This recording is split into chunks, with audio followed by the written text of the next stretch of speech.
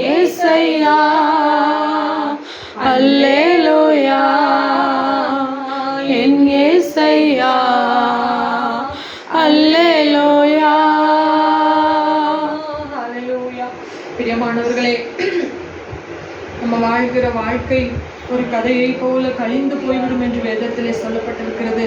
தாவீது ஒரு இடத்துல சொல்றாரு, எங்கள் ஆயுசின் வருஷம் 70 வருடம், பலத்தின் மிகுதியால் 80 வருஷமா இருந்தாலும் அதன் மேன்மையானது சஞ்சலம் வருத்தம். வாலிப பிராயத்துல நம்ம ஆண்டவர் தேடுகிறவர்களா இருக்கணும். நமக்கு பலன் இருக்கும் போதே, நமக்கு ஆண்டவர் உதவி செய்யும் போதே, வீட்டு காவலாள்கள் தள்ளாடும் முன்னே, பலனற்றி குறுகி போகும் முன்னே, எந்திர வாசல்கள் அடைபடும் முன்னே, இருளின் நாட்கள் வருவதற்கு முன்பதாக கர்த்தரையே நாம் நோக்கி பார்க்கும்போது நம்முடைய வாழ்க்கையை இதோ இம்மையுடைய வாழ்க்கையும் மறுமையுடைய வாழ்க்கையும் கர்த்தர் வெளிச்சத்திலே நடத்த வல்லவரா இருக்கிறார். நீங்க எந்த சூழல்ல கடந்து வந்திருந்தாலும் தேவனை மாத்திரம் உங்களுக்கு முன்பதாக நிறுத்தும் பொழுது, எனக்கு ரொம்ப பிடித்த வசனம் தாவீது சொன்ன அந்த வார்த்தை, கர்த்தரை எப்போதும் எனக்கு முன்பதாக வைத்திருக்கிறேன், அவர் என் வலது பாரிசத்தில் இருக்கிறபடியால் நான் அசைக்கப்படுவதில்லை. அவரோட வாழ்க்கையில எனக்கு தெரிஞ்சு கிட்டத்தட்ட சவுல் 40 வருஷம் அரசாண்டான். அதுக்கப்புறம் தான் தாவீது அரசாண்டான்.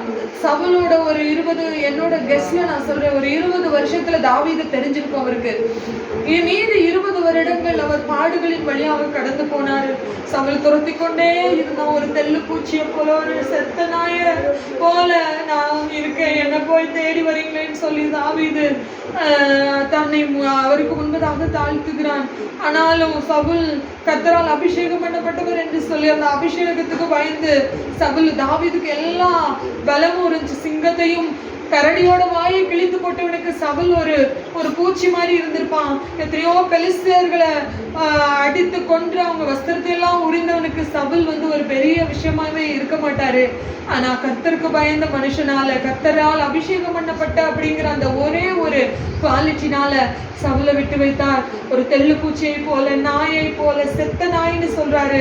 செத்த நாயை போல இருக்கிற என்ன தேடி ராஜா இப்படி கூட்டத்தோட வர்றதுக்கு நான் என்ன செஞ்சேன்னு சொல்றாரு. அந்த 20 வருடங்கள் அவருக்கு பாடுகள் தான். ஆனாலும் அவர் சொல்றாரு, ஒவ்வொரு நாளும் அவரை தேவன் நடத்தி வந்த விதங்களை பார்த்து நான் எதற்கும் அஞ்ச மாட்டேன், எதற்கும் பயப்பட மாட்டேன், தேவரின் வலது பாரிசத்தில் இருக்கிறார் இருக்கிறார் இருக்கிறார்னு சொன்னனால ஒரு காலம் வந்தது. தேவன் தாவீதுக்குன்னு ஒரு சிங்காசனத்தை ஏற்படுத்தினாரு. இயேசு கிறிஸ்து சொன்னாரு, நான் தாவீதின் குமாரன் என்று அழைக்கப்பட்டார். ஹல்லேலூயா. எவ்வளவு பெரிய மகிமையான மேன்மை தெரியுமா? ஆராதிக்கிற மனுஷனுக்கு எல்லாம் நடக்கும். இந்த சாயந்தர வேலையில நீங்க உண்மையா இவங்களை ஆண்டவருக்காக ஒப்பு கொடுக்கும் போது, ஆராதனைனா நிறைய பேருக்கு தெரியல, கையை ஆட்டிக்கிட்டு குதிச்சுக்கிட்டு டான்ஸ் ஆடுறதுதான் ஆராதனை.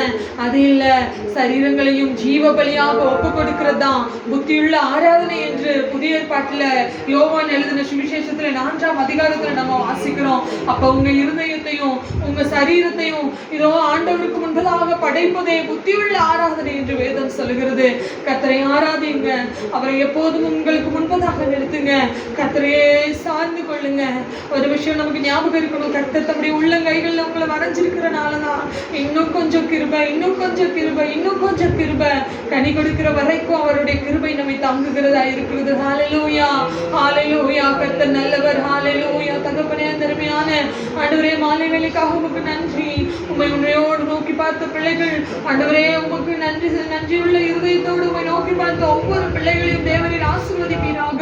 விசேஷமாய் ஆன்லைன்ல பார்த்து கொண்டிருக்கிற ஆண்டவரே, பிள்ளைகளுக்கு என்ன தேவையோடு சமூகத்தை நோக்கினார்களோ அவரை நோக்கி பார்த்து பிரகாசம் அடைந்தார்கள் என்று வேதத்தில் பார்க்கிறோம்.